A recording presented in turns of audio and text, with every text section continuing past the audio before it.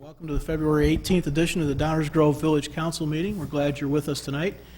If you're in council chambers, we start our meeting with the Pledge of Allegiance. I'd like you to rise and join us.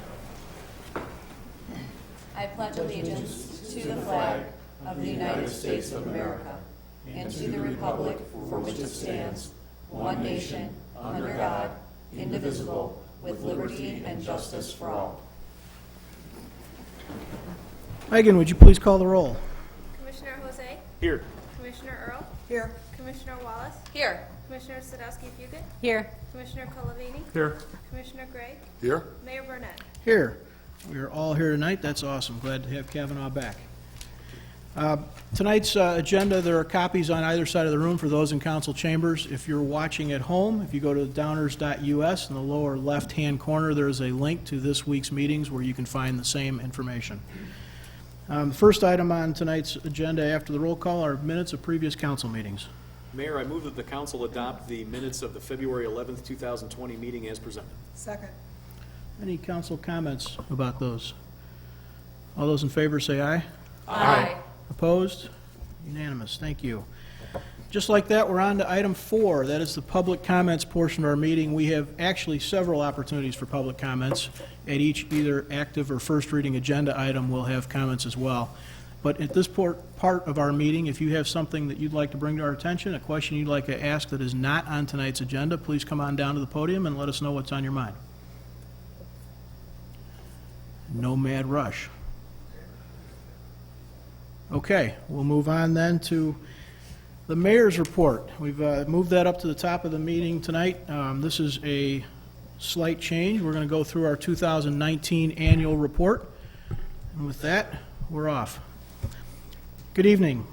Since its founding in 1832, Downers Grove has been a premier destination for those who wish to raise a family and for those who want to build a business. It's a proud community of 49,000 who have made Downers Grove their home. Whether it's Saturday morning during coffee with the council, a grand opening celebration in our business community, meeting residents for coffee, or a cocktail with friends, I always enjoy talking with people about the good happenings in our village. Making progress is part of our identity. The village council and staff worked hard over the past year to position our community for continued success. As your mayor and in keeping with past traditions, it's my privilege to present the 2019 annual report. This evening's annual report presentation will highlight a few of the items featured in the Inside DG 2019 Year in Review publication. This and future editions of the annual report, as well as previous editions dating back to 2006, are available on the village website at downers.us. Skimming through these always brings a smile to my face and reminds me of some of the great things we've accomplished together over the years. This evening I'll take a moment to touch on some of the most recent examples of the winning results that make our community great. If you have time, I'd encourage you to take a look back at years past. Strategic goals. The achievements of 2019 that we'll review tonight support the village's long-standing strategic goals as expressed in our long-range plan. These goals, which focus on sustainability, exceptional services, infrastructure, economic development, and innovation, have remained largely unchanged over the past decade or so and have been a continuing effort of the village. During this time, many projects and tasks have been completed in support of these goals and to the benefit of Downers Grove residents. In the next few minutes, I'll highlight a few of 2019's achievements which support these strategic goals. You may have noticed there's a new face delivering the annual report this year. The results of the 2019 election allowed me to switch roles from commissioner to mayor. Nicole Wallace was re-elected, while new commissioners Leslie Sadowski-Fugit and Rich Colavini were elected to serve on this council as well. Kavanaugh Gray was appointed to the council shortly after the election. We serve the village along with veteran commissioners Greg Jose and Marge Earl, and to a person, it is a distinct privilege to serve you, our residents, as the 2019-2021 Downers Grove Village Council. During the council transition process, we recognized and thanked Mayor Martin Tully, Commissioners Bill Waldeck and Bill White for their dedicated service to our outstanding village. They, along with many elected public servants before, and surely many to come, work with residents and our professional staff to keep our village moving forward. One of the most important tasks the Village Council undertakes is the preparation of our long-range plan. This planning effort is reviewed annually and provides an opportunity to adjust the sails as necessary in our ever-changing world. This council continued with those planning efforts that have served the village well since 2010 and this year we prepared our long-range plan. The current plan reflects the policy direction of the 2019 through 2021 Village Council. It establishes the goals and priorities and actions that guide our annual budgets, our daily operations, and it outlines the priority action items that we will focus on during the next 18 months. These priority action items include creating a village facilities replacement and sustainability plan, creating a plan for the future of our downtown, developing and implementing a downtown parking plan, completing a pedestrian safety enhancement plan near our high schools, creating a stormwater capital projects plan, and expansion of the Human Services Ad Hoc Committee report. If you'd like to learn more, the long-range plan and additional details on each priority action item are available for review on the village's website. The village is proud of our efforts as stewards of financial sustainability, and our financial performance in 2019 was exceptional. In our general operating fund, we held expenses below the budgeted amount of $48.2 million, while revenues came in a little higher than expected. With this performance, the village was able to add to our general fund balance. Our continued strong financial performance was recognized by Standard & Poor's, who recently renewed our AAA bond rating, which importantly allows the village to borrow funds for infrastructure projects at the lowest cost possible. In 2019, the village was awarded nearly $1 million in grants and received the Government Finance Officers Association Distinguished Budget Presentation Award and Certificate of Achievement for Excellence in Financial Reporting, each award having been earned by the village for multiple years running. Our downtown is the heart of our village. It fills us with a sense of community, pride, and offers us a place to gather for events, dine, shop, and experience top-flight entertainment. The buildings in the downtown range from historic to recently completed and stand side by side to create an authentic, walkable environment. Our downtown is the product of significant efforts by the village and our partners, which started in the mid-1990s.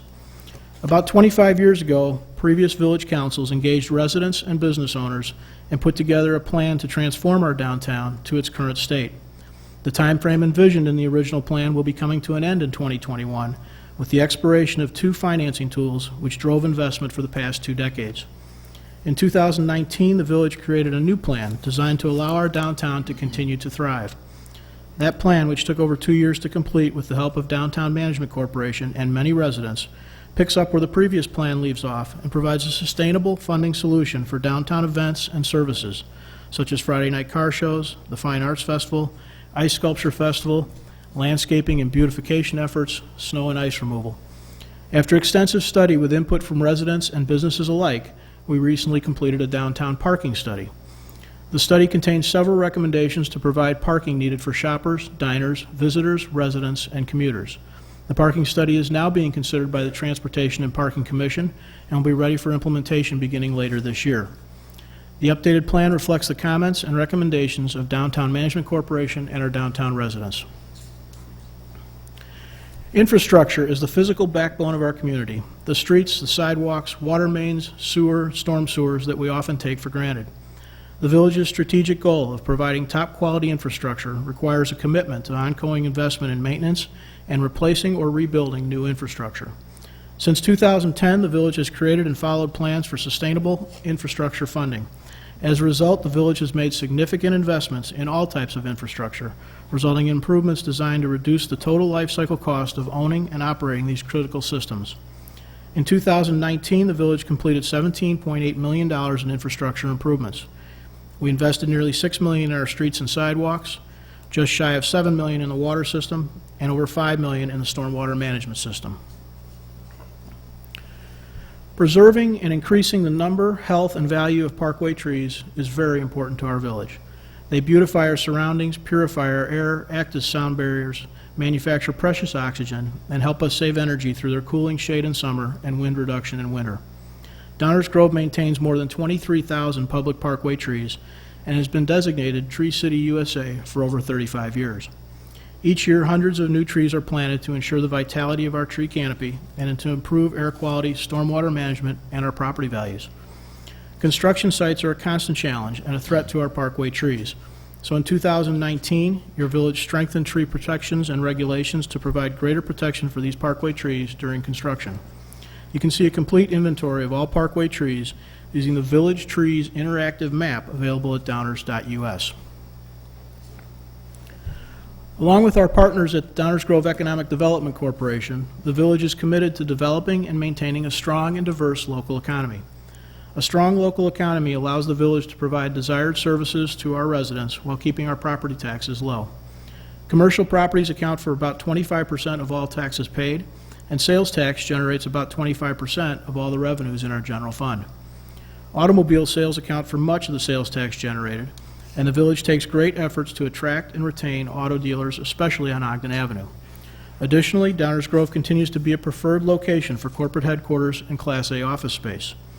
In 2019, 8 new corporate headquarters moved into our village.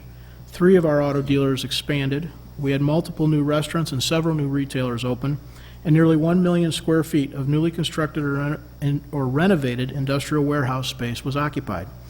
Downers Grove is home to thousands of businesses who benefit from our strategic location with easy access to major expressways, both Chicago airports, 3 metro stations, and a business-friendly environment.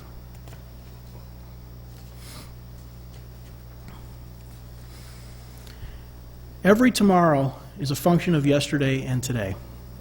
Historic preservation is important because it connects us to specific times, people, and events that formed our collective past. And the physical elements we preserve provide us with not only a unique sense of place, but also a connection to our past, allowing us to revisit and reflect upon how we got here, who we are today, and where we're going tomorrow. The village and our private partners continue to work to preserve our history. Preserving Downers Grove properties as historic landmarks is easier than ever, thanks to a focused effort to simplify the landmarking process and encourage more participation.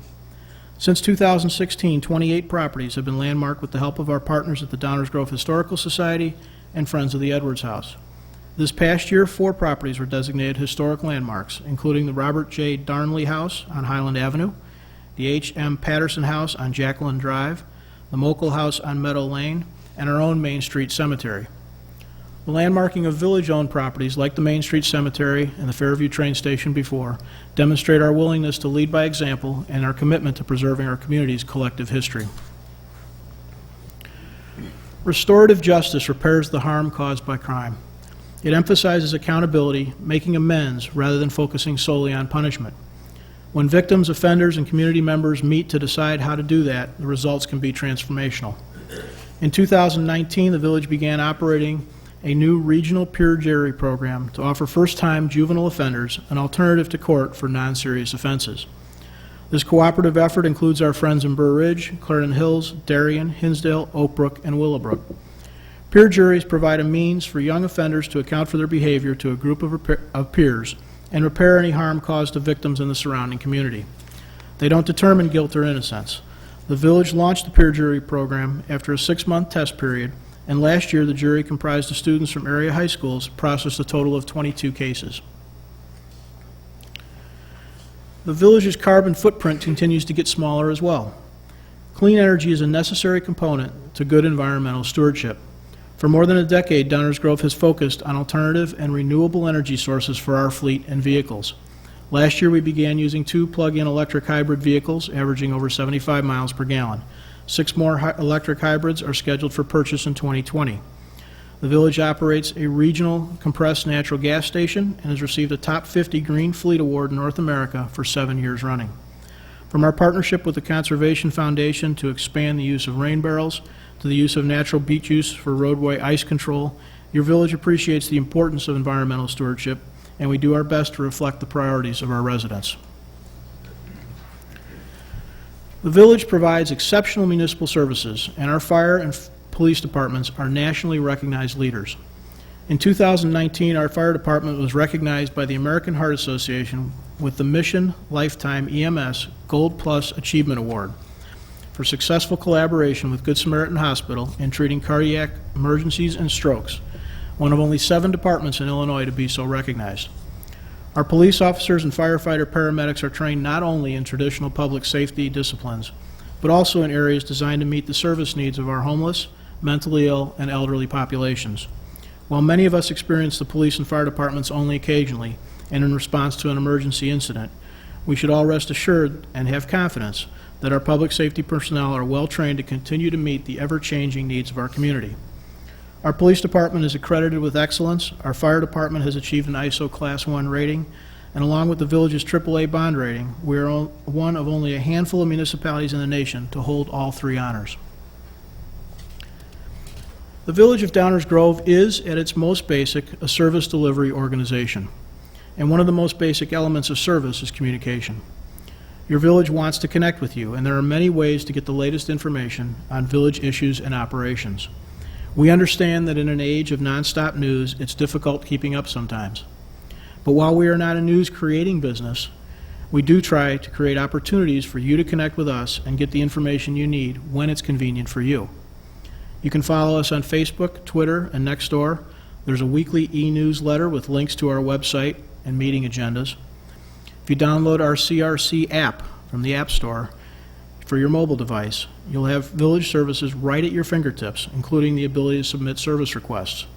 You can also register for our community-wide notifications to receive important messages from us via cell phone, email, and text.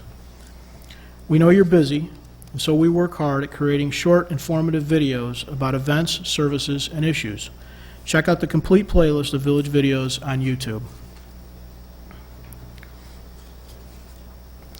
Through the hard work of the Village Council, staff, and our residents who find innovative ways to serve our community, your village has done well. Together, we continue to make our community all it can be. Thank you for taking the time to join us this evening. We look forward to 2020 together. And with that, we're moving on to our consent agenda. Is there a motion for the consent agenda? Mayor Barnett, I move that the council adopt the consent agenda as presented. Second. Any council comments or questions about the consent agenda? Anyone from the audience have a question about our consent agenda? Okay, all those in favor say aye. Aye. Opposed? Consent agenda passes unanimously. Thank you all. This moves to our item 7 on our agenda tonight, our active agenda. This is the portion of the meeting where we consider subjects which we plan to take action on this evening via vote. There is one item on our active agenda tonight. Is there a motion? Mayor Barnett, I move that the council adopt an ordinance authorizing a special use for 5207 Main Street to permit a medical office use as presented. Second. Are there any audience questions or comments concerning 5207 Main Street? Okay, any council comments or questions? Rich? Yes, I'd like to add a requirement under the conditions in Section 2 that the lobby lights be at least 50% of the normal illumination until 9 p.m. You want to make a motion on that? Yeah. Second. Okay, is So there any- moved. Thanks, Rich. Thanks, Marge. Is there any council discussion of Rich's motion to amend the special use provisions? Greg? Thank you, Mayor. I'd just like to ask for a little more background on the motivation behind it. Just that, so, you know, if they close at 5 p.m., that those windows aren't dark for people to continue walking that neighborhood and feel like it's part of downtown. It was one of the questions I asked last week, and they said they planned on keeping it at least 50% at night, just to make people feel more welcome. Any other council questions on this? No, I agree with what Rich is saying. We're trying to make the street feel, at least, I don't know if they need to be on all night, but maybe up until 11 or midnight. That, I think, would be really helpful. I think the motion was 9 p.m. 9 p.m. It's 9 p.m., okay. I was thinking maybe even a little bit later, but that's fine. So for those at home that might be watching for the first time tonight or following this for the first time, we had some concern and conversation at the council level last week concerning the section along Main Street between sort of Valley Doyle and the parking lot on the south. It's going to be redeveloped, and we're all excited about that. There was a little bit of concern that it might at night, since it was going to be more of an office space, turn into sort of a dark spot in our streetscape. So I think that's what Commissioner Culvaney is trying to address. Any other questions about that motion? Okay, roll call on the motion to amend. Commissioner Culvaney, Aye. Commissioner Earl, Aye. Commissioner Gray, Aye. Commissioner Sadowski-Fugit, Aye. Commissioner Wallace, Aye. Mayor Barnett. Aye. Thank you, Rich. Back to the, We missed Commissioner, was it? oh, I'm sorry. Sorry. I'm in favor. I'm glad that's still unanimous. Thanks, Rich, and Greg, thanks for jumping in there. Anybody have additional comments on the original motion from the council, or questions? I just wanted to clarify something. Normally, we say substantial compliance has to be had when we're doing these building projects. Is there something stronger, some stronger language that's more than substantial, like build to these plans, basically? I don't know if substantial is sufficient enough, because then sometimes materials get subbed out, and I think we've all agreed that this building has some challenges, and we've all worked really hard to try to get to a place where we can live with what's being done. But I'm just questioning what the wording might be, so. Any thoughts on that from the legal team over there? Well, I think the problem is they're not final plans, and staff needs some flexibility in order to I think, implement them. But I mean, yeah, speaking just from my previous personal experience in certainly a related world, not only are they not final plans, but things will shift between here and the end of the line. There are situations where products aren't available, suppliers aren't available, partner companies bail on the process. I suspect, taking off on what Enza was saying, that substantial compliance is pretty intentionally worded to not be stronger than that, to allow for some recognition that what we are expecting with this approval is that our staff will interpret our expectations and work with the parties to get there. What I'm hoping to Recognizing the reality of no crystal balls. understand, what I'm hoping to hear from staff is that they understand that, We understand you're looking for strict Strict compliance compliance. with the Thank you. ideas that with the plan commission and this council took so much effort to get on paper. that's what I'm looking And so we'll for. ask Mr. Henny if he heard that as well here tonight. I think he's nodding behind me, so, Thank you. yes, that's how we'll interpret that. Okay, thank you. Okay. Any other council comments or questions? Okay, would you please call the roll, Megan? Don't forget Greg. Commissioner Jose? Aye. Commissioner Earl? Aye. Commissioner Gray? Aye. Commissioner Kolovany? Aye. Commissioner Sadowski-Fugit? Aye. Commissioner Wallace? Aye. Mayor Burnett? Aye, that motion passes unanimously. Thank you guys for being part of this process. That's the end of our active agenda tonight. We are now on to our first reading. The first reading portion of the meeting is where we begin to discuss subjects or continue to discuss subjects on which we do not plan to take final action this evening. We have one item on our first reading.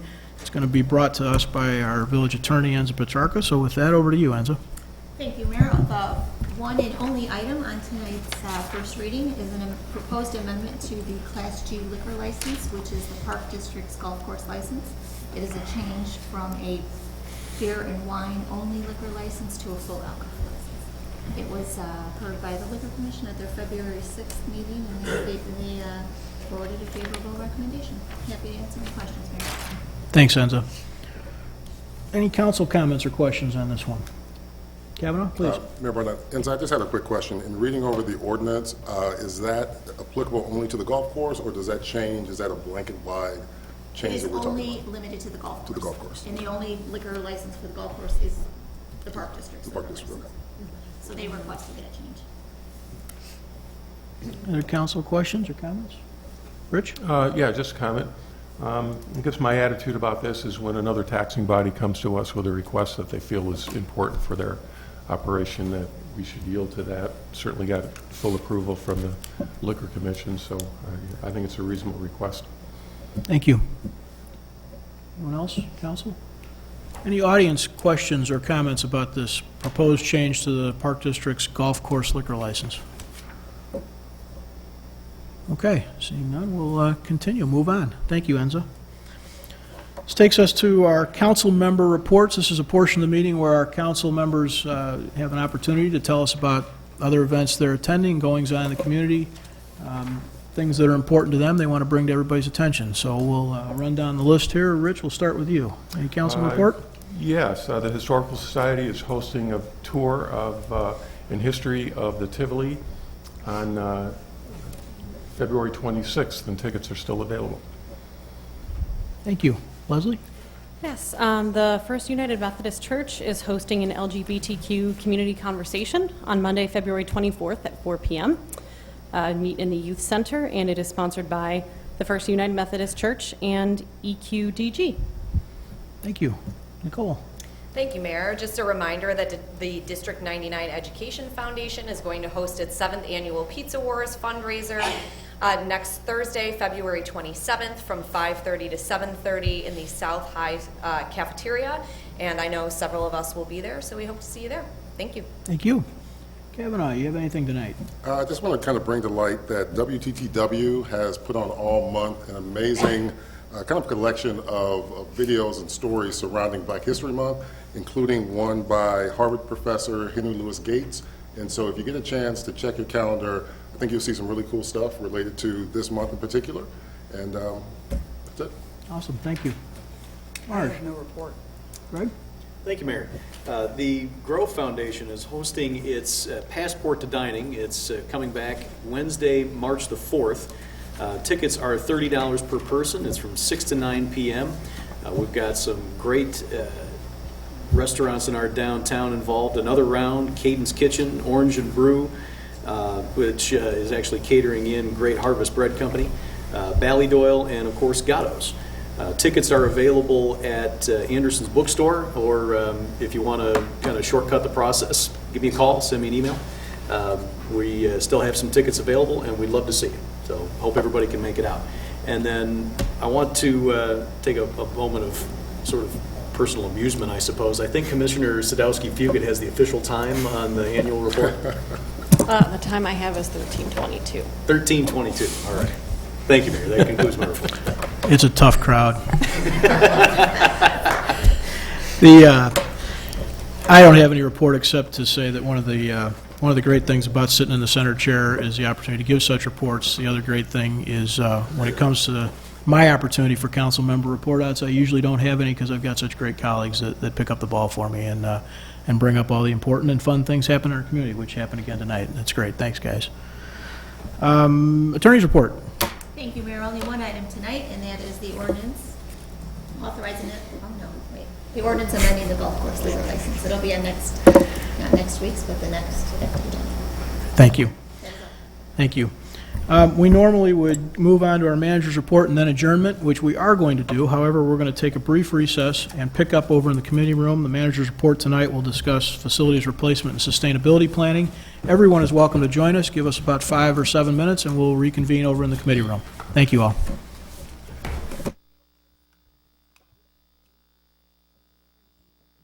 Joining us, we're in a step 3, right? I think, or so, approximately, in an outline that we started last fall about how we were going to try and get to a facilities decision. So tonight is sort of the first round of publicly talking about, or at least presenting, some of the options that our staff has been working the last several months to pull together. So hopefully it'll be just Mike tonight. I'm going to pass it off to Mr. Baker, and we'll all learn something. Thanks for being here. Thank you, Mayor. Start over here and walk going through information up here on the whiteboard. This is essentially the information, if you read the staff report, that exists in that staff report document for this item. But we're here tonight to discuss the facility replacement and sustainability plan. This was referred to in the mayor's annual report presentation, one of the 6 priority action items that the council established during its long-range planning process last year. The goal with this project is to prepare a plan to construct a new combined police station and village hall on the Civic Center property, the property that we are on right now. The reason that we're pursuing this is because we have outdated, inadequate facilities, particularly a 40-year-old police station and 90-plus-year-old village hall. Among the deficiencies in these buildings, outdated major systems. These buildings do not support effective customer interactions, and in both buildings, they lack and do not meet accessibility standards. The schedule that we've outlined for the preparation of the plan includes discussion at the following meetings. We kicked it off back in December with an introduction to the project and confirmation of the process, schedule, and deliverables. We're here tonight, and I'll be presenting the scope, site plans, budget, financing plans for multiple options that the council can consider as we work towards development of the final plan. We'll come back in March on the 10th for further discussion of the options and more focused discussion of the overall project schedule, including the public input process that we would use as the plan is being implemented and building designs are being developed. We'll also at that meeting allow for some opportunity to discuss the budget as it relates to environmental sustainability attributes of the project. So we've carved out time at that March meeting for that topic as well. As we go into the month of April, we will, at the meeting on the 7th, identify and develop preferred options, work with the council to narrow down to the plan that's ultimately selected, and then approve the facility replacement and sustainability plan is targeted for the meeting of the 21st of April. So that lays out the schedule that we'll go through over the next couple of months. When completed, the plan will answer these questions. You can see them listed here on the board, and provide that set of deliverables. So let me briefly touch on a couple of those right now. The questions, what will be constructed and where will the construction take place, will be answered with the project scope, the space and parking program, the development partner scope, and preliminary site plans. And a lot of that information was prepared and put together in the staff report. So that scope includes a new combined police station village hall, parking for visitors, village and staff, as well as commuters. The plans replace all the existing commuter parking that exists on the Civic Center site right now. The program for the building anticipates between 69,000 and 75,000 square feet to meet the village's needs for the police station and village hall, with 292 parking spaces to accommodate all the users that I mentioned previously. In a minute, I'm going to walk through all of the site plans. I have those up on the monitor. But I wanted to briefly touch on the 6 options that you see listed here. And these are options that vary based on, in addition to the project scope that the village would construct to meet its needs, options for remaining portions of the site, ways to work with a potential development partner to provide some additional financial benefits and better use of the overall site. So the first option that you'll see would construct additional parking beyond what the requirements are to meet the village's needs with additional property available on the site. Option number 2 would involve partnering with the school districts. So we've District 58 or District 99, you've been having preliminary conversations with both of those districts. And under this option, the partnership would involve expanding the size of the village facility, the combined building, to accommodate one or potentially both of those partners in the building. It would also expand the parking lot area a little bit to accommodate one or both of those users. Option 2A is one that we most recently evolved as we looked at the requirements to accommodate one of those school district partners. And we've determined that there is a scenario that would allow us to accommodate one of the two, either District 58 or District 99, as well as an apartment development on the site. Option 3 involves a partnership with an office developer. Option 4, partnering with a townhouse developer. Option 5, partnering with an apartment developer. Again, when I show you the site plans, you'll get a sense of where those developments would appear. Before I touch on the site plan options, I did want to highlight information that we had prepared and made available on our website that tried to emphasize key points related to this project. Obviously, it's one that the village has been studying for many years. As I indicated, we know that the police station and Village Hall are in need of replacement. Over time, the Village Council has looked at many different options and tried to come up with a solution. Ultimately determining that the replacement of the police station and Village Hall with a new building offers the best value for the community, and we provide information and ways for people in the community who want to participate, want to be involved, to do so. In addition to these key points, there's an extensive amount of archived and historical information for anybody who really wants to understand the history over the past several years. All right, so let me now walk through the site plans for each of those 6 options that I just briefly explained. And just to orient you, the railroad tracks up here, you can see Washington Street, and this area represents the Civic Center site with the Village Hall and the police station shown in dotted lines there. So in each of these site plans, you're going to see the property divided into 3 zones, Zone A, B, and C.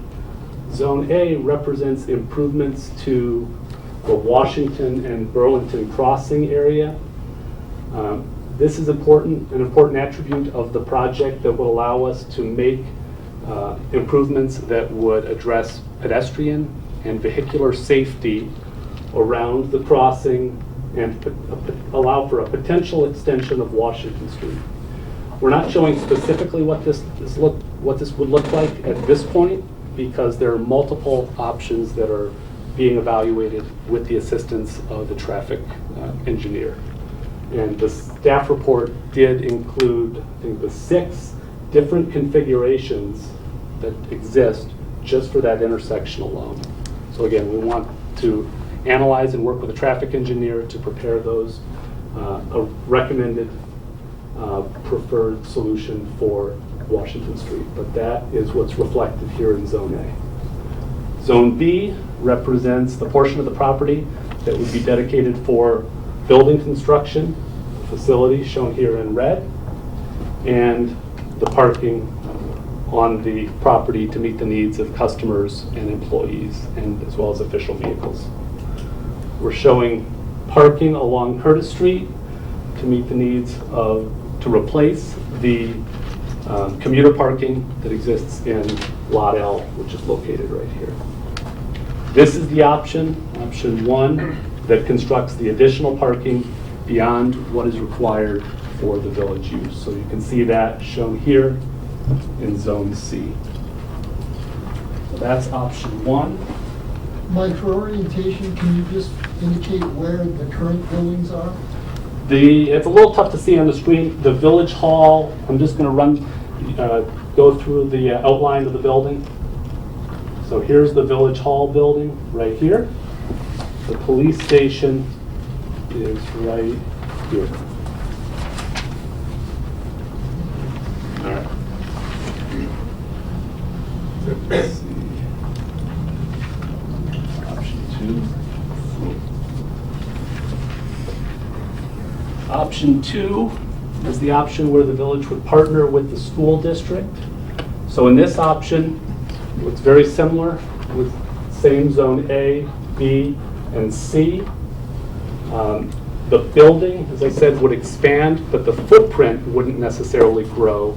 A portion of the building would probably increase in elevation to accommodate an additional 7,500 to 8,500 square feet to bring on board one of the school district partners. And the parking lot expands a little slightly to the east. This area, Zone C, right now is just being shown as unimproved property at this point. This is what led us, and I'll jump right to option 2A, to determine, again, 2A is the same as I just described, building with a school district partner, the same parking field, and this option would allow for the construction of an apartment building, so the village partnering with an apartment developer to construct a building on the remaining portion of the property.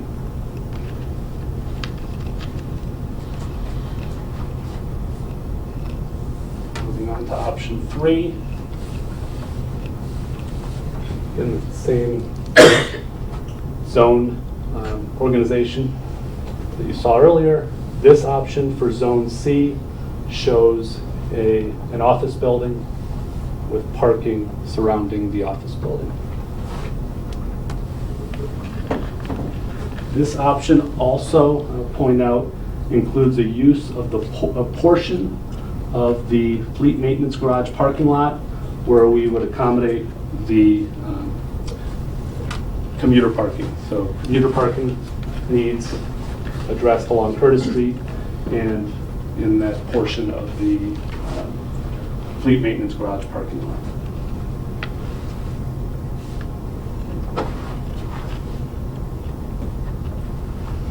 Option 4, showing a partnership, potential partnership with a townhome developer.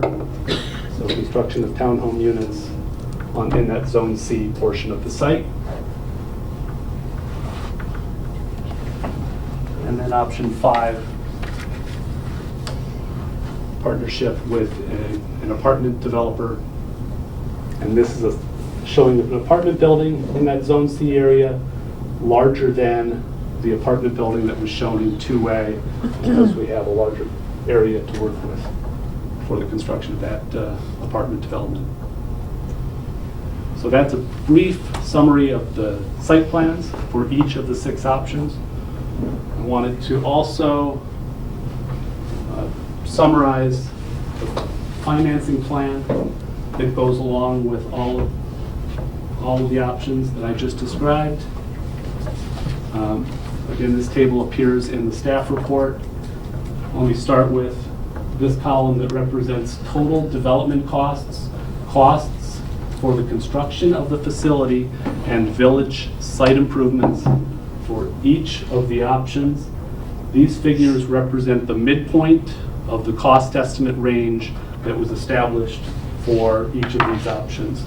So using the range of square footage, 69 to 75,000 square feet, as establishing the either end of the range. This figure represents the midpoint, right in the middle of that range.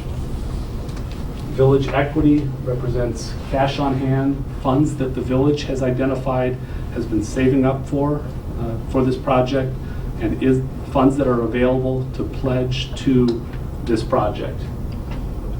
That would allow us to, this column represents the amount of bonds that would be issued, that issued for, to pay for the remainder of the project. So you can see the bond issues vary from $30.3 million to $31.8 million for option 1. Over 25 years of maturity on those bonds, this column represents the average annual debt service payment over that 25-year repayment schedule. So, a little under $2 million annually in debt service payments. This column represents the partner contributions for each of these options. Again, this represents the midpoint of the range that was identified for the partner contribution with one of the school district partners, $4.4 million. You can see this one, $6.8 million represents the $4.4 million, along with approximately $2.4 million in land sale for the apartment development project on that option 2A site. For the options that include a private development option, the village would put in place a tax increment financing or TIF district that would allow us to capture revenue, pledge it to the project. And these figures represent the average annual revenue collected in the form of tax increment financing over that 25-year period of time. And when we fully analyzed and looked at the revenues and the costs for all of the options, this column represents the gap, average annual gap over that 25-year period of time. So the amount that the village, what I need to identify in additional funding sources that have not currently been identified, they range from a low of approximately $100,000 a year, if we were to pursue option 5, to the high end of the range here, about just under $600,000 a year if option 1 were pursued. As I indicated earlier, the next meeting will focus more deliberate discussion of the schedule. We did want to provide the sequence of the major milestones that would occur as the village move forward with the construction of the police station village hall portion of the project. You see, starting from design of the building, going through the phases that include zoning and entitlement, permitting, to construction of the building and some of the site improvements. One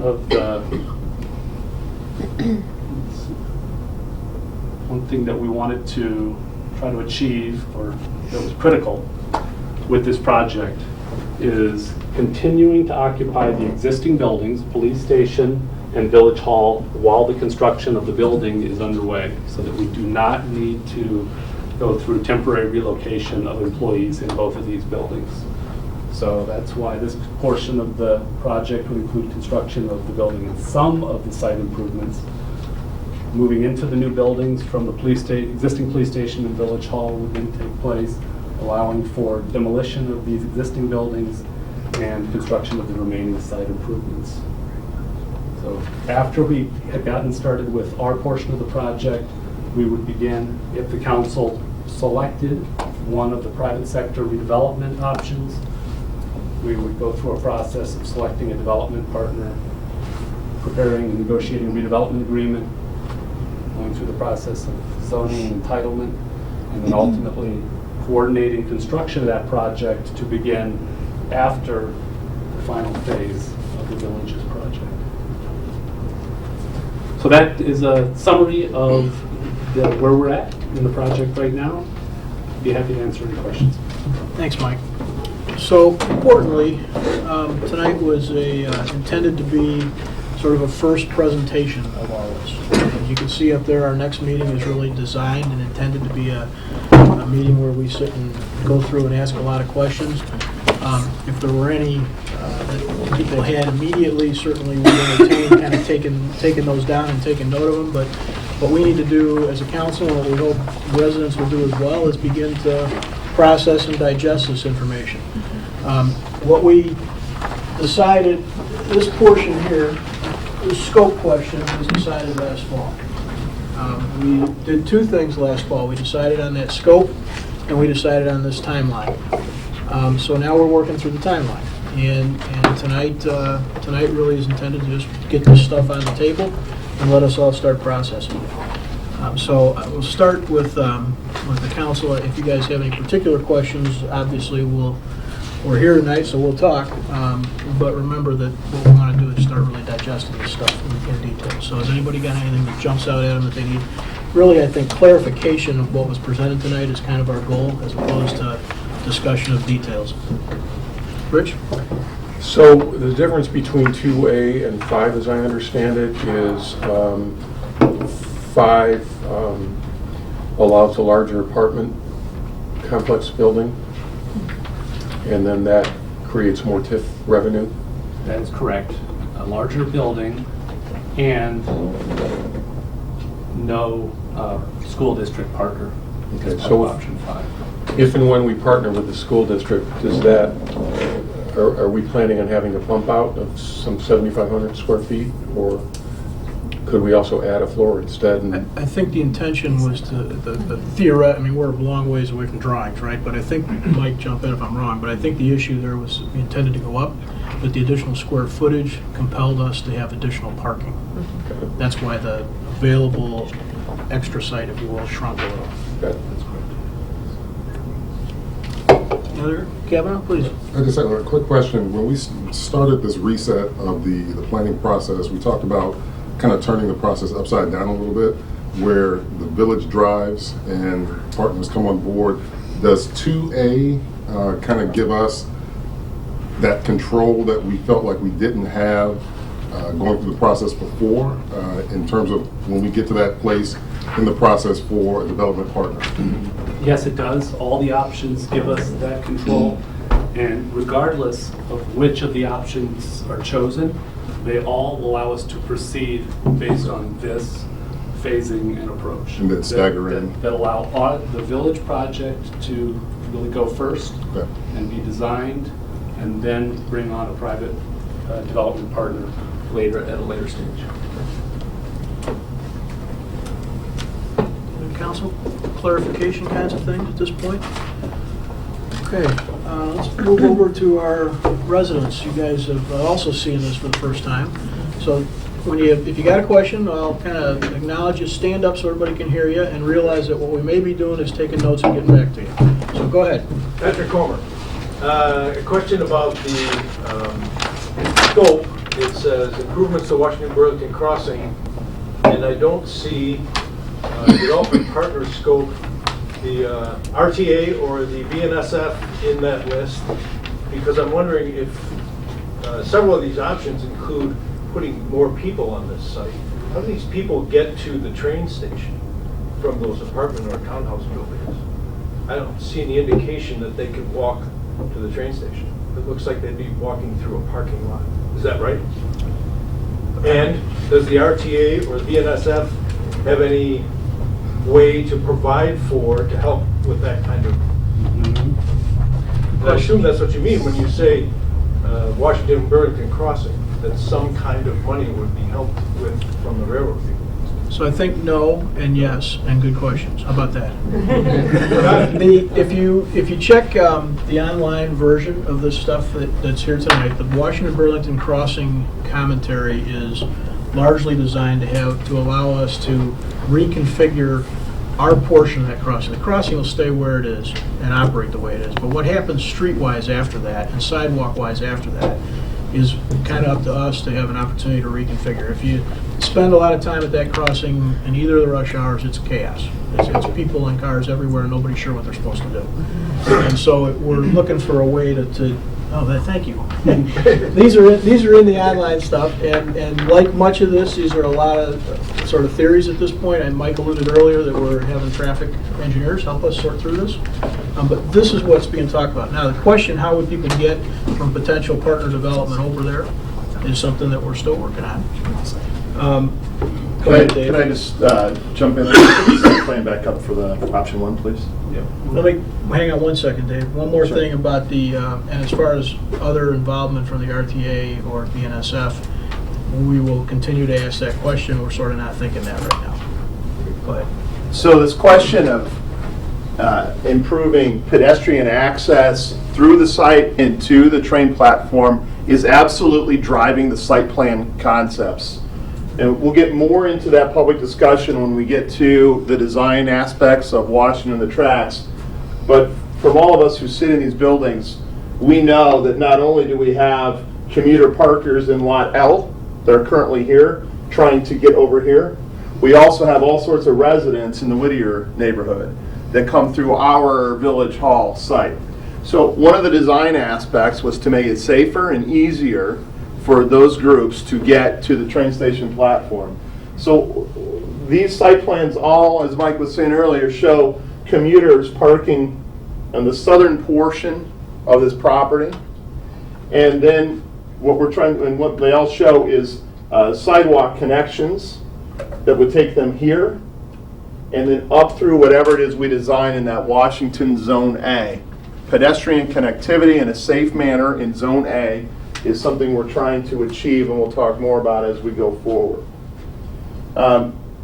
There's also pedestrian affordances, sidewalks through the middle portion of the site and actually through the building.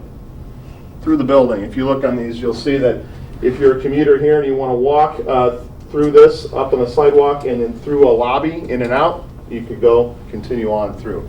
So the whole idea of trying to get people from their commuter spots up through this platform, which is where they're trying to go safely, is what's driving this site plan.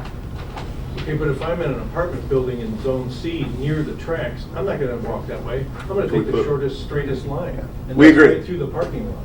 We agree. And so there's a pedestrian affordance right here, sidewalk, right there, and through the building and up. So, That's why it goes through the building, because we don't want to have people go around. So there's nothing why is there nothing along the track? Because this zone here, on the north side here, is an area that is protected from the public because it has sensitive police work going on there. The police cars are all parked there, they're fenced off, etc. This is an area that we do not want the pedestrians going, so we've designed it all so they start here and then come up through this way.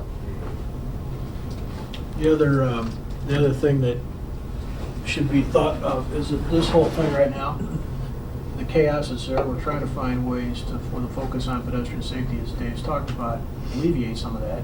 And part of that, frankly, is redirecting people. If right now, if you stand right here some morning and sorry, don't do that. Six points. Look at that. That's fantastic. If you stand right here and watch, what you'll see is literally it's ants everywhere. And there's people walking down in the grass, just upside the curb here. There's people walking through the parking lot. There's people crossing this diagonally.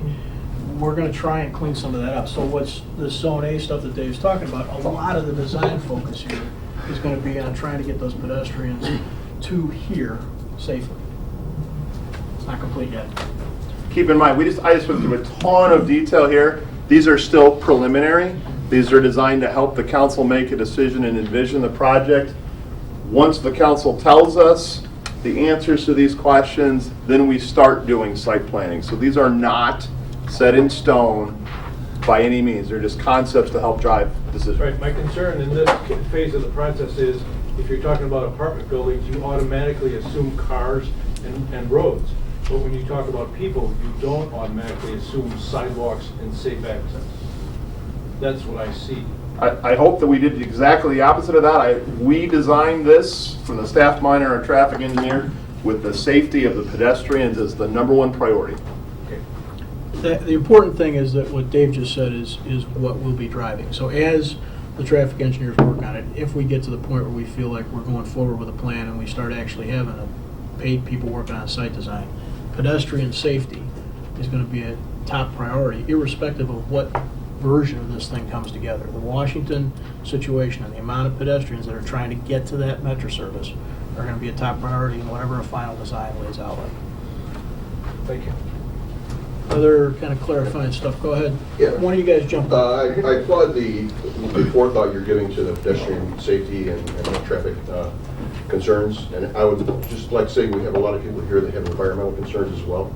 It would be really nice if we could have the same level of forethought in terms of environmental concerns around this new facility, which is, a great opportunity to incorporate things that, that would really help us going forward, and we're gonna be stuck with it for like 50, 60, 80 years. Better be. I hope we don't feel like we're stuck. The fact that there was no allowance built in to this planning for any kind of sustainability feature, and it seems like it's being done kind of an afterthought.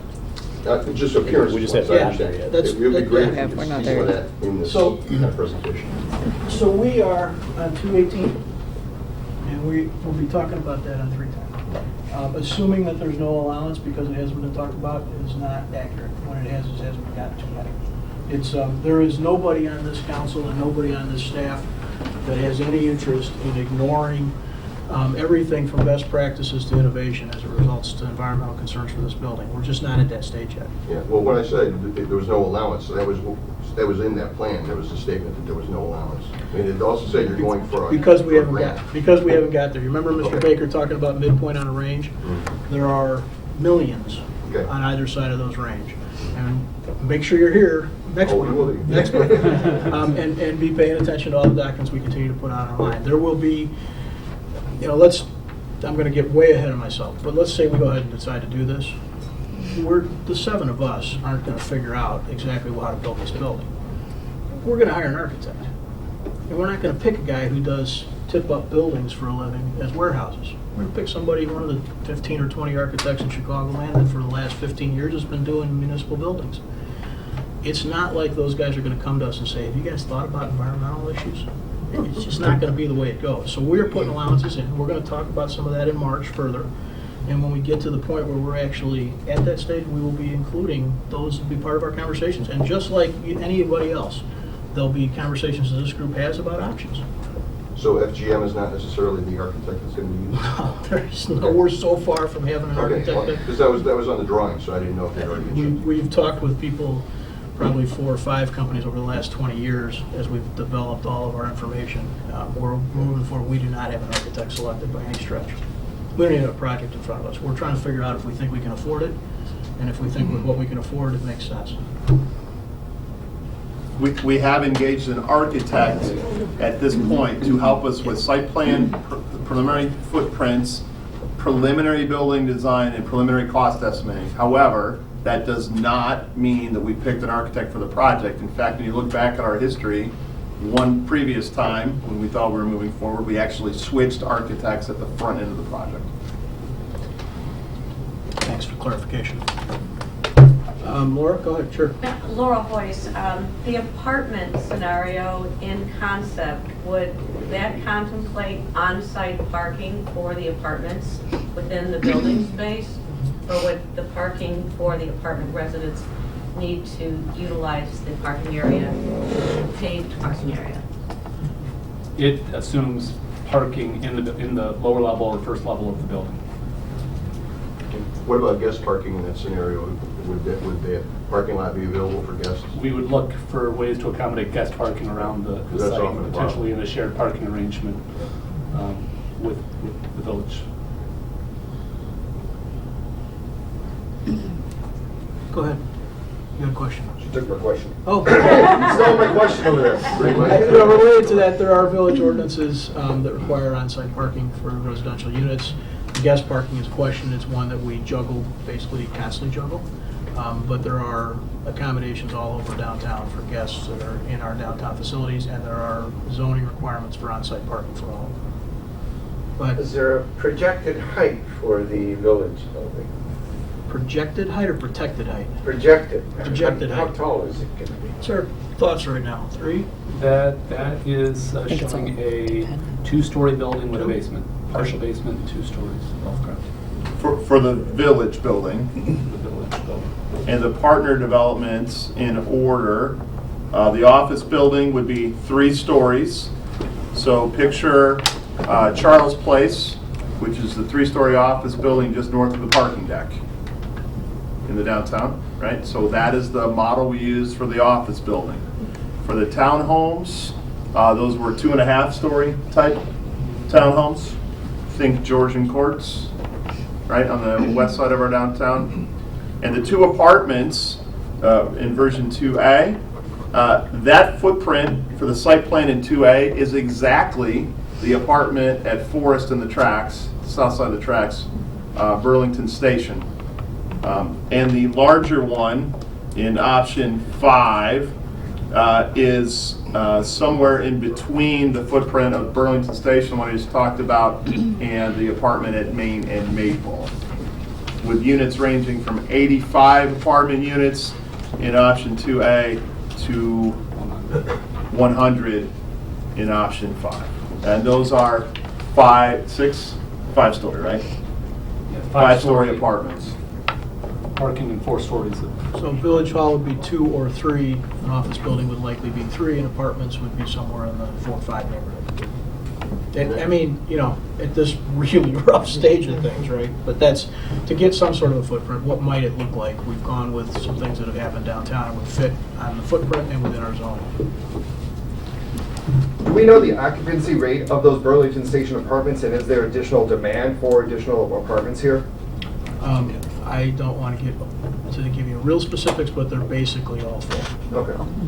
And yes, we believe the demand exists. And I know, obviously, you're looking at traffic patterns for that one street. Given another 100 units there, is that going to impact downtown traffic significantly, or is that something to start worrying about? We would worry about it if we got to the point of wanting to do that, we'd do a traffic study and decide if that caused us to limit the units or the size of the building. And we would certainly be considering it. You can't widen the streets, you know? No, but here's the thing, that just to just to give everybody a little bit of insight, this is my house. And I've been there since 1998.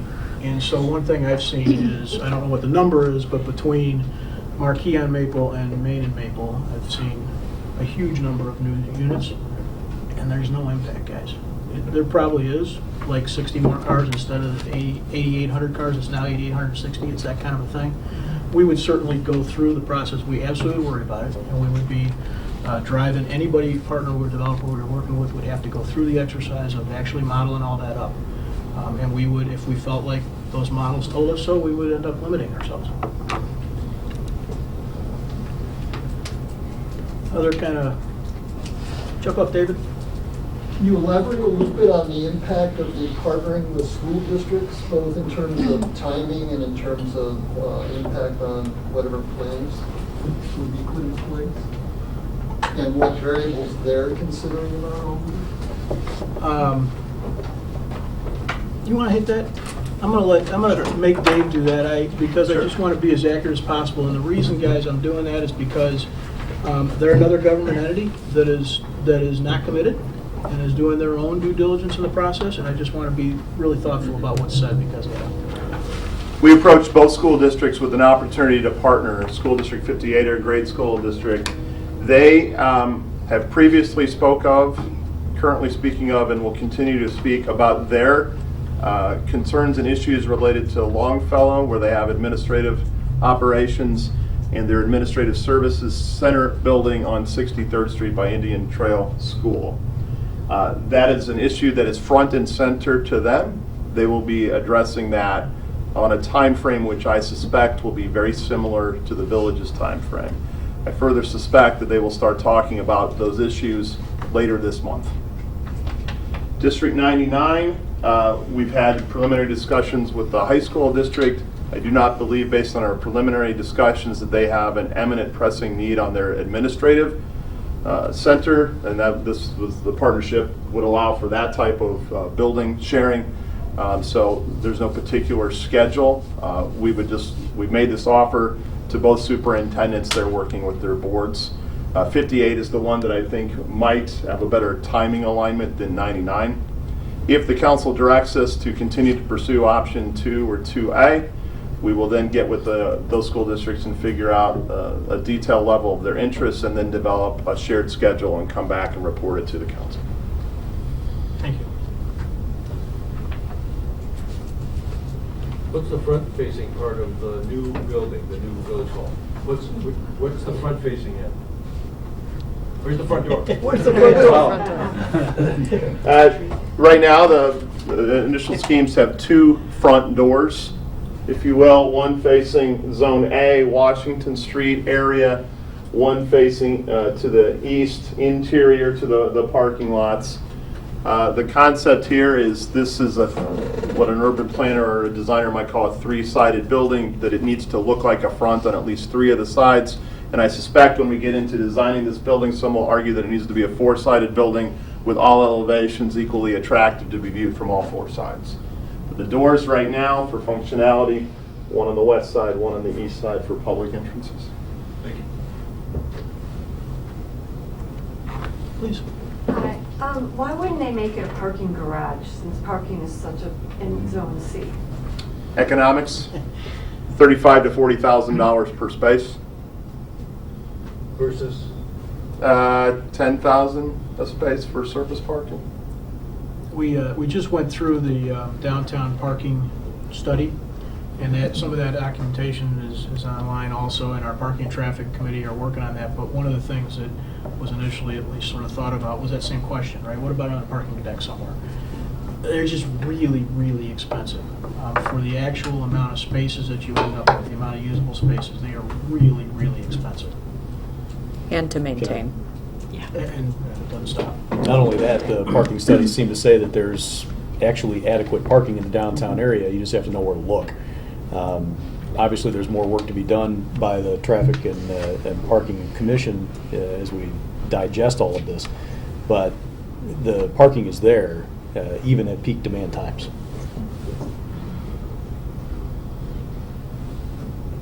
Please. Thanks for the clarification about when an architect hasn't been selected for this project yet, because we're not at that stage yet. And I noticed one of the questions is when will the project take place, but I was curious about, so after this plan is approved, following the timeline in April, then how soon after that is the architect selected, and what's that process look like, just briefly? So we need the answer from this council to tell us when. Glad it is, Sarah Vera. But, if we decided, I think the general thought is if we decided in April that we had a plan we wanted to go on, and that we were in control of that timing, then we would be moving as quickly as we could to do each of those things. But there's no skipping some of those steps, right? I mean, some of those things just have to be done, and they take some time. But just selecting an architect is not instant. So it really kind of hinges on the decision we make in April. Are we doing it or not? But then if we do, we'll be moving as quickly as we can. David? Is the logic of this such that the decision-making on your part and on the village's part amounts to a rank ordering, if you will? Meaning a first choice, a second choice, a third choice, so that if for some reason the first choice doesn't pan out, then there's the second choice? Or is there one choice and that's what we shoot for? The wording we've used has been preferred option. The goal is to get to a preferred option. Doesn't answer your question, and I don't think that we've collectively talked about whether we're going to pursue this as our favorite and then everybody ranking the rest of them. The goal in our mind right now, the process that we've structured has been designed to lead us to a preferred option. We'll have to see between the next 3 meetings if we get there or not. So the staff is looking for one preferred option based on one of the lessons learned in our history is when we had multiple development proposals, it became very difficult to sort of compare apples and oranges and make that decision. We're hopeful that we will provide enough information to this council that they can give us the preferred option. Now, the other thing that's great about the way we've approached this site plan is that for most of these options, Zone C, the potential development partner option, is exactly the same. So if we had a preferred option that included a development partner from the private sector, and for whatever reason that didn't pan out, does not affect the site plan in 5 of the 6 options, right? So we could pursue, it's a puzzle piece. You can insert the next one, next preferred, if it doesn't pan out. Well, I was also thinking of the case, again, going back to the school district situation that you described, that you have District 58 potentially as a partner, then if for some reason the council should say, yeah, we want to go with District 58, that's presumably contingent on you knowing ahead of time that District 58 agrees with that intention, is it not? Yeah, it does, because when we design a building, there's only so much of that building we can design without knowing for sure if the school district is in. We would like to know very early in the process whether we have that partner or not. However, even in that scenario, the footprint of the building does not change. It's just how big is the second story, how far does it extend over the first floor. The other thing is just if we had the site plan up, it's 1 row of parking. The school districts need 30 to 40 spaces. It just so happens that says 1 more bank of parking. So we have built in flexibility to scenarios if we lose or gain a partner or something doesn't work out. We've tried to narrow the impact of the design of the building and the design of the site so that we can still proceed if something goes wrong. So is that dependent on District 99 whatsoever, or there is flexibility even on that one?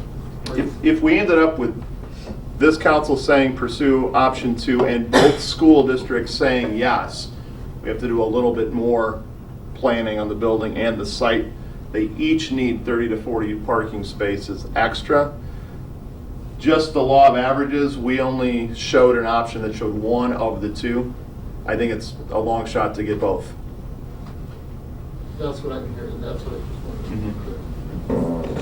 One of the things that we've done, you ask about logic and preferred 1, 2, 3, 4, 5. One of the things that we've tried to rotate a little bit in this, as compared to years past and shots at this in the past, is prioritizing us We talked about it, I mentioned tonight, we're a service delivery organization.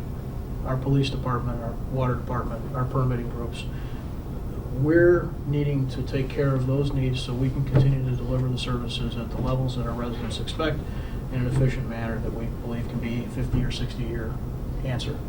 And so the flexibility Dave talks about is because we are sort of whittling down to what do we think it's going to end up being, but it all sort of starts from a different spot, as opposed to if we can get an apartment building, we could do, or if we could get a partner, we could do. What we're saying is this is what we need to do. Now let's figure out how to either minimize the cost or expand the serviceability or whatever, but we're sort of starting from a little different, you ask about logic, it's a little different logical starting point. So if District 99 doesn't have an answer by the time the village is ready to go, they're out. That's their problem. That's one way. Yes, sir. This is a neat. But that ship will have sailed. They'll be on the dock perhaps. Please. My name's Diane, and I'm just wondering, what's the likelihood of just leaving Zone C as a green zone of some sort, some sort of park, some sort of wooded area, just leaving it and not putting an apartment or anything on there? It was one of our choices. As you see, it's one of the options. The likelihood of all the options is about the same as it sits today. Is it? What this group will have to do, if we got to the point where we were asking ourselves, I think probably the idea of somehow partnering with another government entity to somehow reduce our costs is a very appealing thing. Partnerships are really important across government agencies. That whole thing doesn't pan out, then it comes down to a question of how much are we willing to spend. I mean, that Zone C ends up being essentially a financing tool, or not. But at this stage of the game, it's sitting there with the other 5.5 options or 4.5 options, just the same as the other.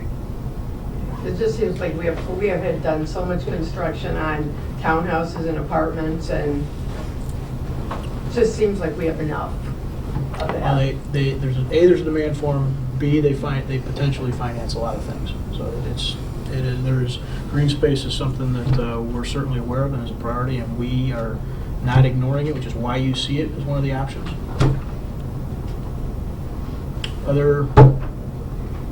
You don't get any more. I'm kidding, David. Go ahead, please. That's why we're here. Just space comparison, this space compared to the space that exists now. Mr. Baker. The existing, In the building. Yeah. the space of these two buildings is not that dissimilar overall. However, the police department we've established is far smaller than it needs to be. It's about 26,000 square feet. The program calls for about 43 to 44,000 square feet of the new building to be dedicated for police use. This building has much more space than we need, and therefore the new building calls for a smaller sort of footprint for Village Hall. Obviously, it begs the question about whether these could be buildings, the uses could be swapped. We've looked at that. This building is really just not suited at all for any kind of police operation. So did I hear the total space is similar, it's just the distribution? Distribution is vastly different than currently. So about Village Hall versus police is not an assigned space in your orange area. There is no assigned, this is the police park, this is the Village Hall park. There's a total square footage. Right. Yeah. We've conceptualized it with the help of an architect to help drive the footprint and planning. So yes, there are spaces within that building footprint that are solely for police use, and there are areas that are solely for the use of village staff, and there are areas that are shared among police staff and other village department staff. In this scheme, where would be the police egress for their vehicles?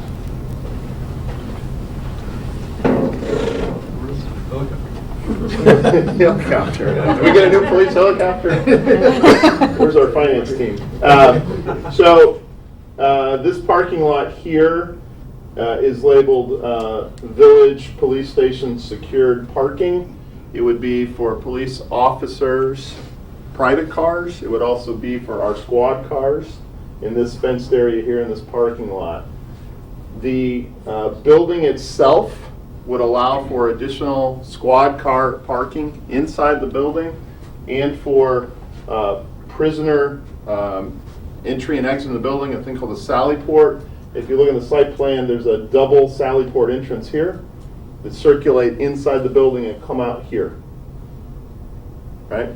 So that's how the police would enter as far as vehicles. There also is a police staff entry right here labeled on the site plan, on the floor plan. And then the other staff entrance for non-police staff is right here at the end of the sidewalk. So in an emergency, the police cars are in the back of the lot. They have to drive out of the whole lot south to get out past the cars and the people who are there. Yes. Yeah. And we provide in all these concepts multiple points so that if one's blocked, there's other options. Dave, how often in an emergency would a police car be leaving from the police station? It's incredibly rare because police are all constantly patrolling in their zones. But if it happens once, it's going to be in the newspaper. Yes, sir. Right. So the types of people that are in the police station that are not patrolling are people who are usually not the first to arrive on a scene. They're lieutenants and higher. That's pretty much what goes on now. If you think about our spot, our police are just not sitting here working. They're driving, working. If police end up leaving from here, they are the third or fourth person typically, and they still have to leave out, a bunch of residential streets past a bunch of parked or stopped cars. Other questions? There are plenty of opportunities still ahead of us. Make sure you stay in touch and stay connected to this process. Rich, did you have something else? I did have a couple of questions because parking is tied to this. Do we have any estimate and when the Transportation and Parking Commission will be making the recommendations regarding the parking study? They start that discussion in April, and we're going to focus the staff presentation to them is going to focus first on the better use of existing parking resources, including signage and wayfinding and changes in our permitting and processing. So I would say probably summer is the time the council would see any type of implementation plan or recommendations from TAP about downtown parking study. Okay. And this question might be premature, but because it relates to the Washington Street crossing in Burlington, in option number 2 where it shows Washington coming straight out, would that envision us actually closing Burlington, and could we turn that into green space? Yeah, so one of those 6 options that we've identified is exactly that, the idea of Washington Street just coming straight through with no connection to Burlington here at all, right? To minimize the conflicts between cars and people at that point to make it safer, but still allow traffic to go through. If that happens, we have a design opportunity here, right? So maybe you take this privately owned parking lot that serves the apartment building here, and you just let them connect to Washington Street Extended. You close this, right? And so now you have an opportunity for some kind of plaza space. Good question. Thanks. Just one more quick question. I think when we introduced the new apartment options, my mind initially went to a question that was posed a second ago. Have we reached this satiation place for apartments to understand, there's still that demand there?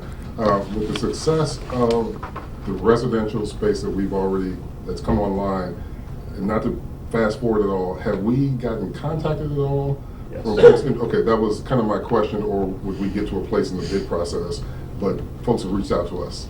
Yeah, yes and yes. So let's just tell a little bit of background information about the 2 apartment buildings that were built a couple years ago.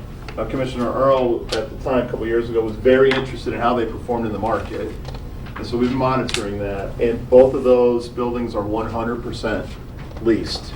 And they're leased at rental rates that are higher than those developers projected.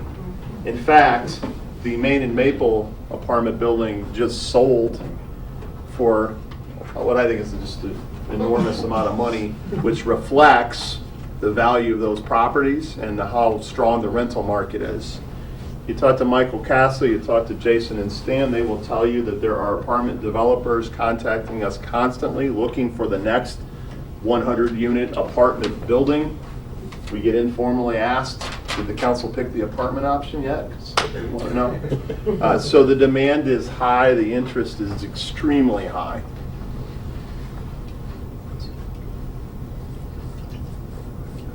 Okay.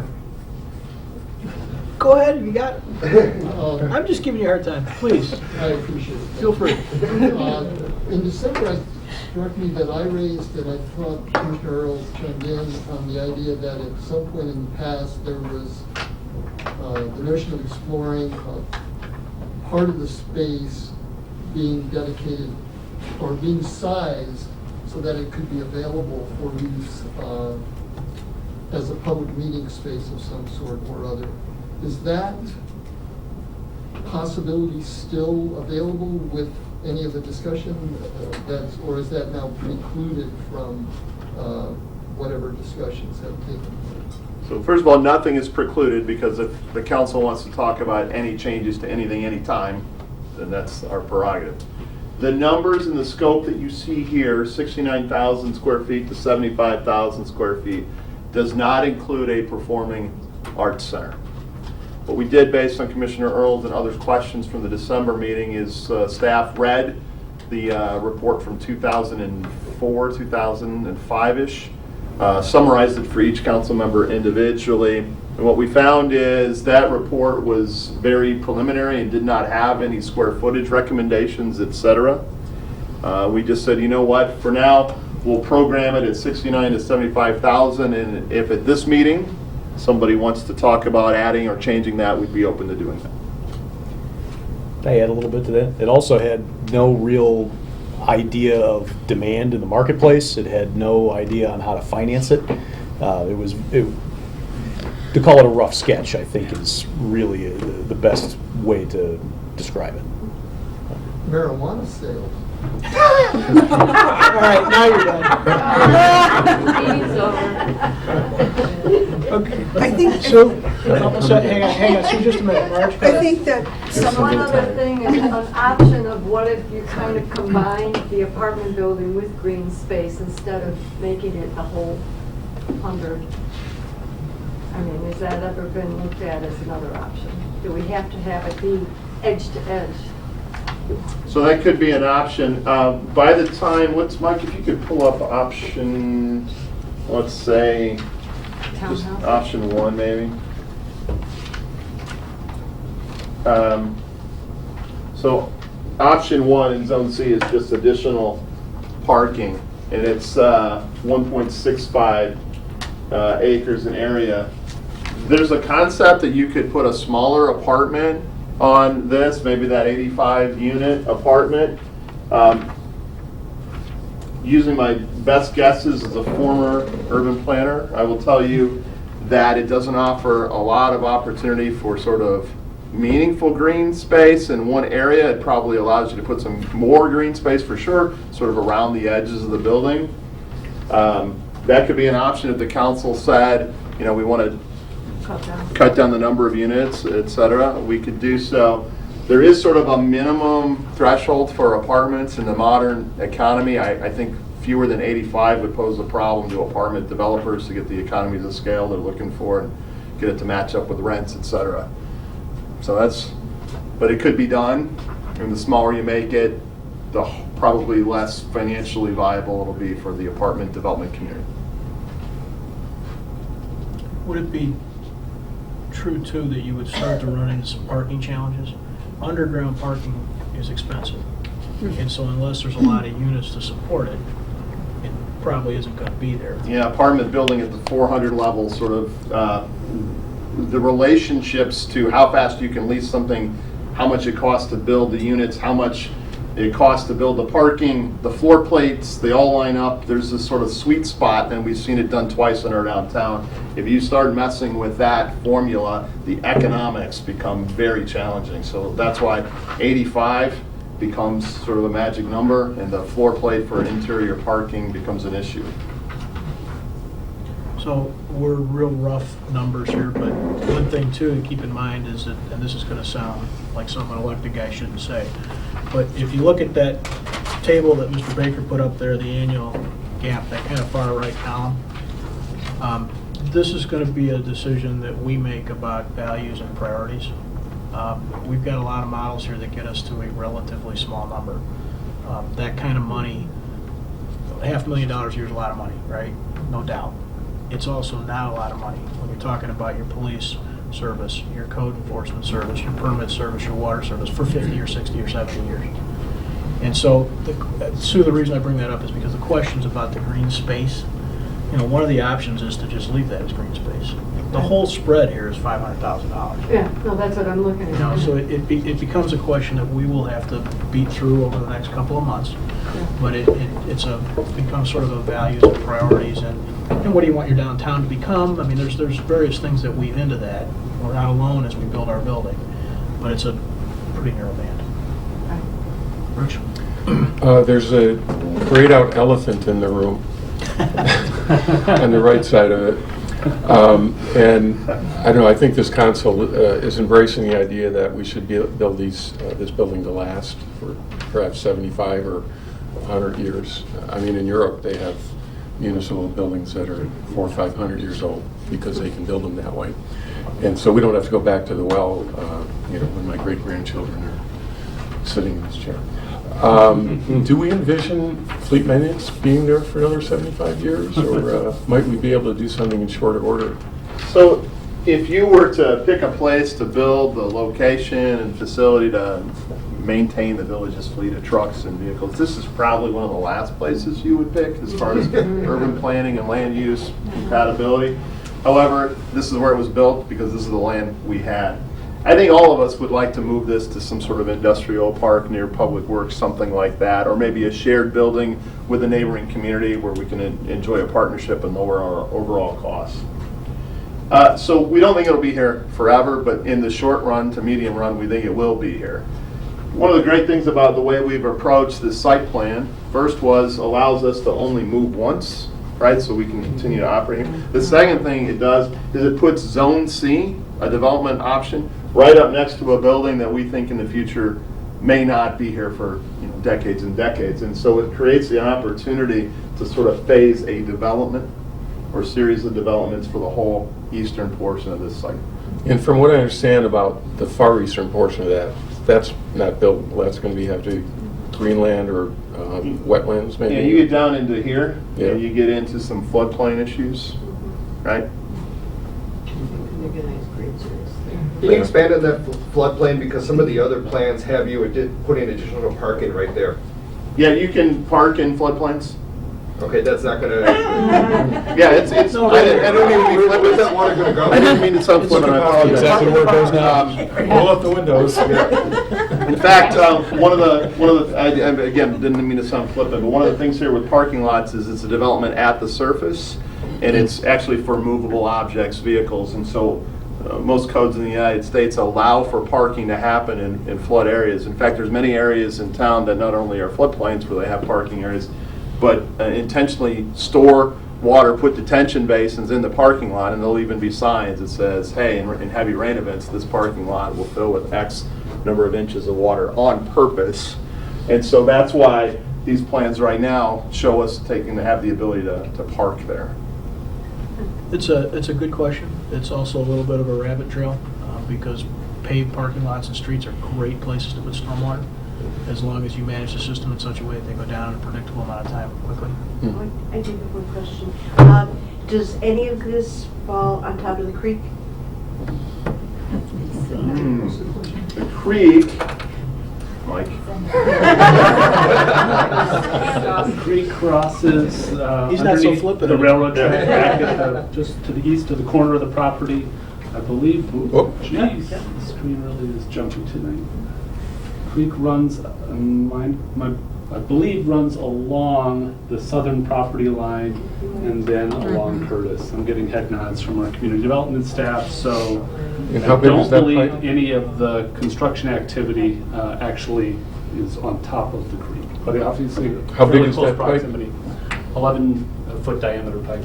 So we're not building anything there? No. Not building. Is it an ephemeral creek, is that what you're saying? St. Joseph Creek. St. Joseph Creek. Goes Okay. behind Whittier. Unless people are jumping out of their seat, I'm hoping to wrap up. Go ahead, David. I know this is getting way ahead, but given the opening of the discussion about where the fleet maintenance building is it even appropriate to anticipate the possibility of what could be done with that, and then have that influence the decision here? For example, that it may be worthwhile to go with putting parking in Zone C for the time being, because then that creates some additional flexibility for what could be done with the fleet maintenance space later on, as opposed to something in the way of sticking an apartment building there and then having to somehow factor that into what could be done with fleet maintenance space. It's part of the conversation we had that caused us to kind of go down this road of having sort of these zones, because we wanted to preserve some flexibility there. There also are some realities that we're grappling with about what it takes to get a project done. If we include District 58 and we include District 59, and we want to do another government partnership with a facility, we start to build a Jenga pile that we can't pull pieces out of in any kind of reasonable shape. So I think, as Dave said, everybody here is saying to themselves, that's the worst place for that. And so let's figure out how we can site plan and work a process that allows that flexibility sort of at the end for that very reason. We're going to do our stuff first. If we look over here, and that far right side of that board with the arrows on it, one of the intentional aspects of this was to be doing our work first.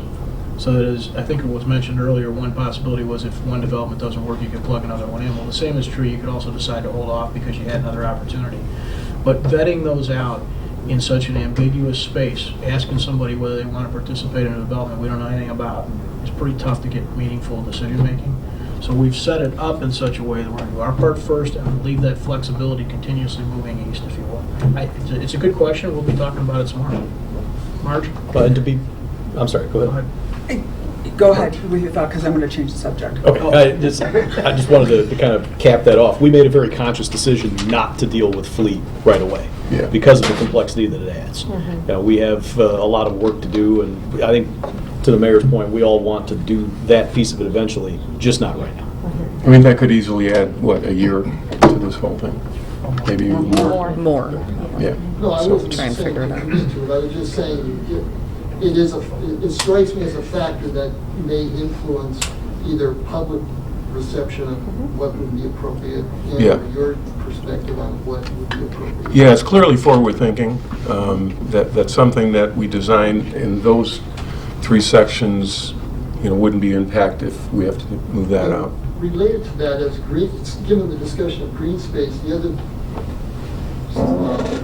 far-out question that I'm going to ask is it even remotely appropriate to think of exposing St. Joseph Creek at that place and make that a foundation for a green space area so that it's a stream running through there rather than a buried pond? Yeah. Like a creek walk instead of a river walk? I thought about that a lot. Dave's going to give you a non-flippant, good quality answer. I'm going to give you a flippant one. It's a 12-foot pipe we haven't looked at in decades, and given the scope of the project and Curtis Avenue and the apartment buildings and the work on the north side of the tracks that features St. Joe's Creek as well, I personally have zero interest in going down that road, because you'd be exposing what you're talking about. You'd be exposing 200 or 300 feet of creek that you'd have to dump right back in unless you were going to remove Curtis Street. And so there's some, would we have a nice? Sorry. It's a really short window, so it comes underneath the tracks, and then it has to be handled in such a way that it appropriately enters a closed environment by the time you get to Curtis. So we're talking about a really short window, and the cost and timing associated with such a thing would be, in my mind, just way the opposite of worth it. Not to mention the regulations, the stormwater regulations that go along with that, all the wetland regulations. the one thing that, the little green dot, proposed location of new tower there. The one thing that's missing from this is the big old radio tower is gone, and we're going to be relocating what that was, maybe just to a pole, which would be so much more visually pleasing. How did we decide that's where we were going to stick it, or did we just stick that in there as a placeholder for the moment, or does it maybe, I keep visioning it all the way in the corner, but maybe that's not doable because they have to maintain it. I don't know, so I was just wondering why we stuck it there. A couple of reasons. One, to Commissioner Earle's point, right here currently there's a lattice pole that has village communication, including communications among our buildings, police and fire communications internally, and emergency communications throughout DuPage County as part of a regional dispatch center. Plus 3 private sector telephone and data carriers. So other than that, it's a pretty straightforward tower. This is not only an element of communication for us in the region, for public safety and public service, but it's also a service to our community because of the phone providers there, and it's also a significant revenue generator.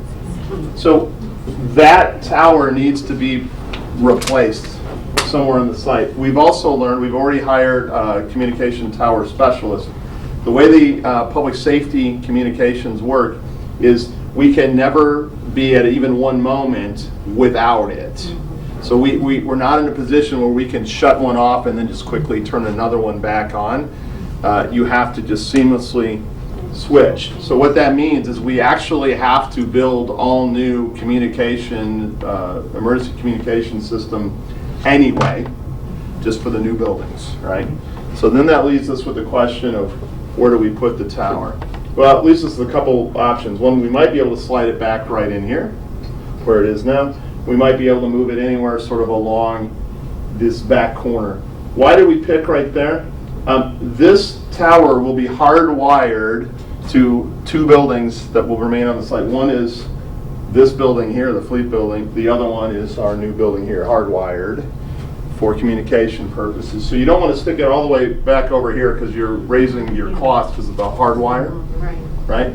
But we also thought, boy, you don't want to stick it right here or anywhere over here because if we do have a development opportunity, you really don't want to be looking at that unless you have to. So we're trying to get the maximization of view corridors, but keeping it and then lowering the cost of actually stringing the wires to connect up all the buildings. Right? Yeah, that is absolutely correct. And the other concern about moving it further to the east is that we didn't want to have it close to the residential property that fronts along Maple, whose backyards are right on the other side of that property line. Okay, thank you. All right, I'd like to wrap this up, guys. Please join us again anytime, but certainly next time we're on this subject. And unless there's a council burning question, I'd ask for a motion to adjourn. Just before we go, do you need anything else from us? All right. Motion to adjourn. Second. All those in favor say aye. Aye. Opposed, we are adjourned. Thank you all again for coming.